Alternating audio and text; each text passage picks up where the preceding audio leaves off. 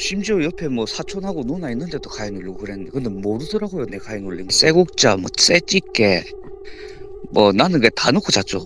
베개 밑에. 귀신이니까 아예 모른 척하고 그냥 들어갔다 하더라고요. 이 검은 구름이 이제 뭐 뱀이나 용처럼 이렇게 공중에 떠서 그런 식으로 막 왔다 갔다 누우면 애 소리도 들리고 막 누가 올라타 있는 느낌도 들리고 근데 눈을 못 뜨겠는 너무 무서워서 애 웃음소리도 들리고 누가 위에서 누르는 느낌도 나고 그리고 뭐 숨도 못 쉬갖고 그런 느낌이 있어요. 압박하는 그 숨을 너무 못 쉬갖고 눈은 못 뜨겠고 몸도 안 움직이고 이게 이러다가 숨 못 쉬어 죽겠다 이런 그런 느낌 엄청 진짜 무서웠어요.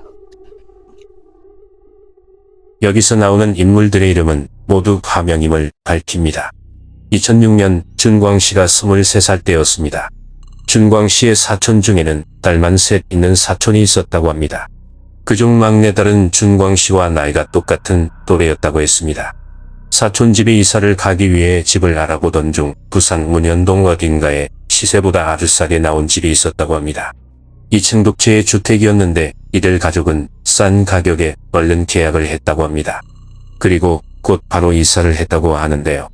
당시 준광씨도 그 집에서 한동안 머물렀었다고 했습니다. 그리고 그들 가족 중 제일 큰 누나인 노을씨에게는 조금 특이한 점이 있었다고 했습니다. 집안 내력을 살펴보면 그 누구도 무속인이 없음에도 불구하고 노을씨의 눈에는 간혹 죽은 영가가 보인다고 했습니다. 처음 이들이 문현동에 위치한 그 집으로 이사를 갔을 때 준광씨와 친척들은 왠지 그 집이 무섭다는 느낌을 지울 수가 없었답니다.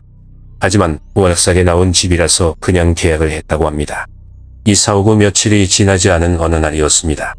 준광씨는 같은 또래였던 하늘양과 함께 2층에 있었다고 했습니다. 2층은 다락방이 있는 구조였답니다. 둘은 이야기를 하며 시간을 보내고 있었는데 갑자기 천장 위 다락에서 쿵쿵거리는 소리가 났답니다. 처음에는 대수롭지 않게 생각을 했다고 합니다. 하지만 계속해서 들려오는 그 소리에 둘은 갑자기 무서워졌다고 했습니다. 분명 다락에는 아무도 없는데 사람이 있을 때 나는 소리처럼 느껴졌기 때문이었습니다. 둘은 도망가다시피 1층으로 내려가 버렸다고 했습니다. 그날 밤 준광씨를 비롯해 모든 식구들은 가위에 눌렸다고 했습니다. 아침에 일어나 각자 방에서 나온 이들은 거실에 모여 간밤에 시달렸던 각자의 가위 눌림에 대해 이야기를 했답니다. 그 후로 이들은 돌아가며 기분 나쁜 꿈과 가위 눌림에 시달렸다고 합니다. 그중 준광씨는 이틀에 한 번꼴로 가위에 눌렸다고 했습니다. 가위 눌림이 심하기도 하고 너무 힘이 들어서 베개 속에 가위나 칼, 국자 같은 것들을 넣고 잠자리에 들기도 했다고 합니다. 그런 시간이 흐르던 어느 밤이었습니다. 준광씨의 사촌 누나 중 제일 큰 누나인 노을씨가 밤늦게 집으로 가는 중이었다고 했습니다. 집 앞에 다가갈 때쯤 어떤 남자 한 명이 집 앞 대문 옆에 서서 말없이 노을씨를 바라보고 있었다고 합니다. 그리고 노을씨가 걸어오며 그 남자를 훑어보는 순간 그 남자는 발이 없었으며 공중에 떠 있었다고 합니다.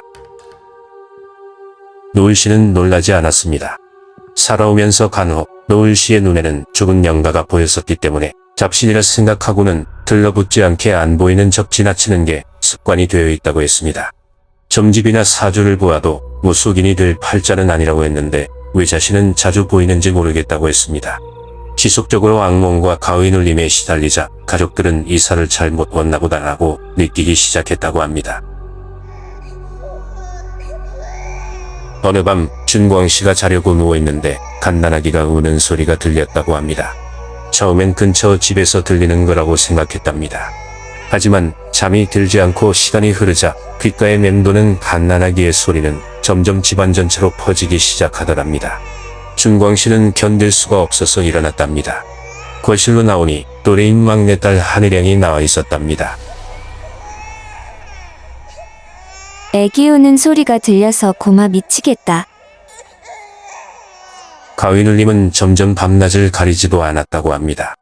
어느 날은 가족이 모두 모여있는 주말 오후 준광씨가 잠을 자고 있었답니다.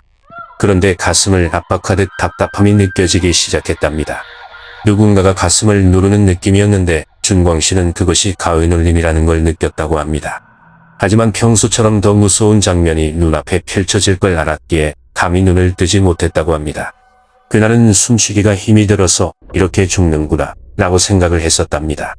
다음날 준광 씨는 제일 큰 누나인 노을 씨에게 들었던 이야기를 해주었습니다.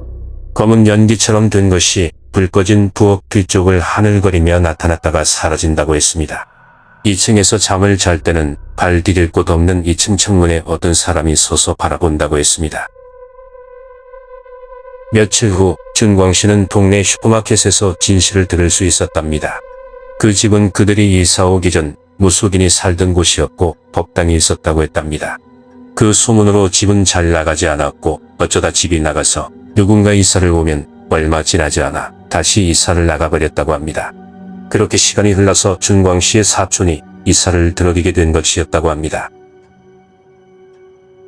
이들은 밤낮으로 시달리는 통에 모두 성격이 예민해져 갔답니다.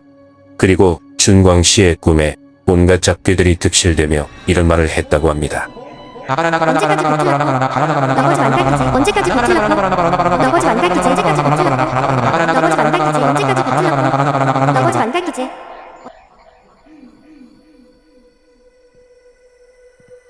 준광 씨는 다음날 자신의 본가로 가버렸다고 합니다. 버틸 수가 없었다고 했습니다. 그리고 서너 달 후 친척 식구들 또한 이사를 했다고 합니다. 그날 이후 준광 씨는 한동안 하는 일마다 꼬이고 잘 풀리지 않았다고 했습니다. 집안 사정도 좋지 않아서 많은 어려움도 있었다고 했습니다. 2년 후 석가모니 탄생일 날이었습니다. 가족과 함께 우연히 찾아간 절 입구에 들어서니 목탁 소리와 연불 소리가 울려 퍼지고 있었다고 했습니다. 입구에서 부처상을 보며 합장을 올리던 준광 씨는 순간 어깨가 가벼워지고 가슴이 시원해짐을 느꼈다고 합니다. 그 집에서 준광 씨의 몸에 붙어 나온 잡귀가 떨쳐내지는 순간이었다고 합니다. 그렇게 준광 씨의 이야기는 끝이 났습니다.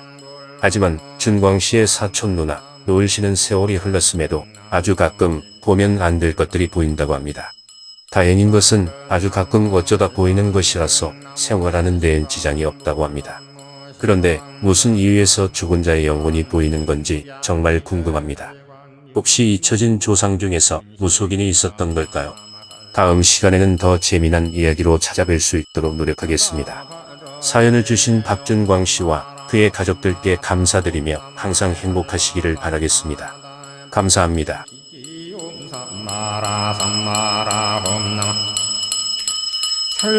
설바다타다 바루기제 엄삼마라 삼마라 호암시에 감노수지는 나무소로바야다타 한타야단야타 옴소로소로바라소 파라소로바라 소로사바 아무소로바야다타 한타야단야타 옴소로소로 파라소로바라 소로사바 나무소로바 타타다야 단야타 옴소로소로 파라소로바라 소로사바 일자수령관 지난 오암밤밤밤밤 오암밤